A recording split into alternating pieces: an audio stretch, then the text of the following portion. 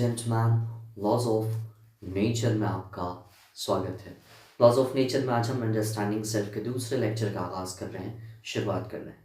Understanding self में हमने अपने आप को किस तरह से इवॉल्व करते हैं, through experiences, through ideas, through thoughts, through feeling.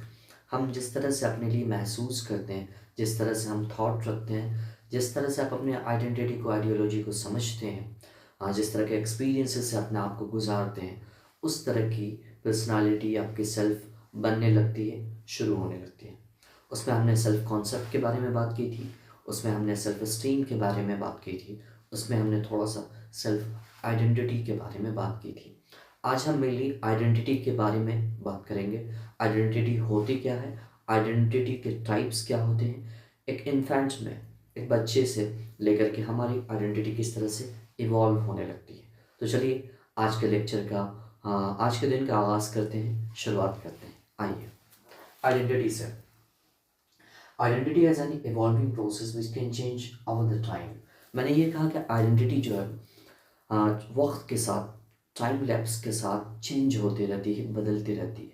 हाँ, अलबत्ता ये कि आपका जहन हाजिर हो, आप अपने कॉन्शियस को खोले हों, आपकी चेतना समझ खुली हुई हो, आप अपने इंद्रियों से, अपने सेंसेस से, आप अपने एनवायरनमेंट को सेंस कर रहे हो, समझ रहे हो, अपने आइडेंटिटी को इवॉल्व करने का जज्बा रखते हो, तो आपकी आइडेंटिटी समय के साथ, टाइम लैप्स के साथ इवॉल्व होती रहती है, चेंज होती रहती है। आइडेंटिटी के टाइप्स क्या क्या होते हैं वो समझ लेते हैं। We can talk of two types of identities. हम यहाँ पे आइडेंटिटी के दो टाइप्स, दो हिस्सों में से पढ़ेंगे। आइडेंटिटी दो तरह की होती है। पहली थी ये पर्सनल आइडेंटिटी, दूसरी होती है सोशल आइडेंटिटी। पर्सनल आइडेंटिटी को समझते हैं। Personal identity refers to those attributes of a person that make her him different from others। आपकी पर्सनल आइडेंटिटी जो होती है वो आपको इंडिविजुअली डिफाइन कर रही होती है। आप अपने लोगों से, अपने इन्वायरमेंट से किस तरह से डिफरेंट हैं, आपके इंडिविजुअल कैरेक्टरिस्टिक है, बिहेवियर है, आपकी आइडियोलॉजी है, आपके थॉट्स हैं, आपके फीलिंग है, वो आपको इस सेंस से, इस दुनिया से, इस वर्ल्ड से डिफरेंट करती है। वो आइडेंटिटी पर्सनल आइडेंटिटी कहलाती है। अब हम सोशल आइडेंटिटी हमारी क्या होती है वो देखते हैं।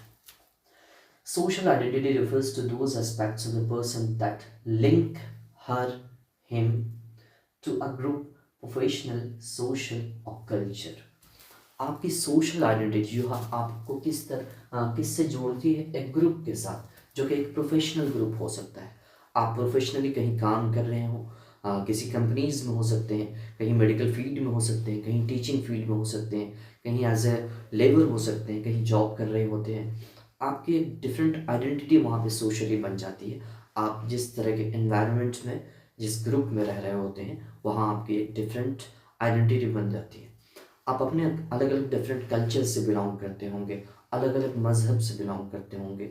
उस मज़हब की, उसमें पहनने की, ओढ़ने की, इबादत की, प्रैक्टिस की डिफरेंसेस हैं, अलग अलग होती हैं। उस ग्रुप के साथ, उस प्रैक्टिस के साथ, उस एनवायरनमेंट के साथ जब आप जुड़े होते हैं तो आपकी वो एक सोशल आइडेंटिटी होती है।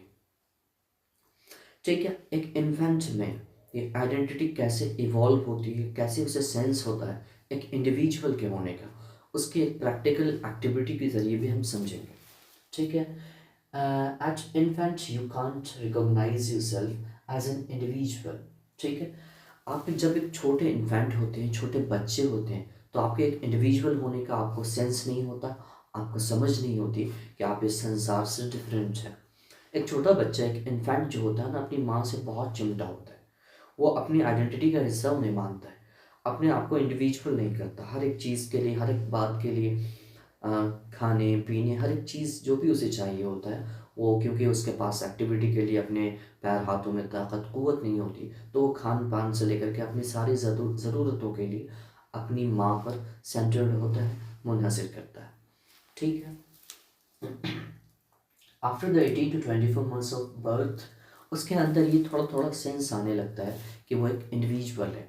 एक एक्टिविटी जो मैं बता रहा था वो इस एक एक्टिविटी है, एक जिसमें आप एक इन्फेंट से उसके इंडिविजुअल होने का नेशन ले सकते हैं वो ये कह कर के कि आपको एक मिरर के सामने उस बच्चे को लेकर के जाना है।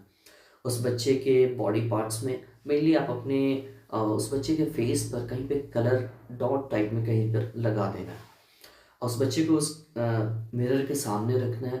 वो बच्चा अगर ये सेंस करता है, उस कलर को अपने ऊपर टच करता है, कहीं पे उसको सेंस करता है, तो समझ लो कि उसे एक इंडिविजुअल होने की रिकग्निशन है, एक अपनी शनाख्त है कि वो एक इंडिविजुअल है।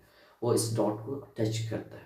अगर वो अपने बॉडी के इस डॉट को टच नहीं करता तो मेनली वो मिरर के सामने जो पिक्चर बन रही होगी उस पिक्चर के ऊपर टच करने की कोशिश करेगा, उस चीज़ को लगाएगा।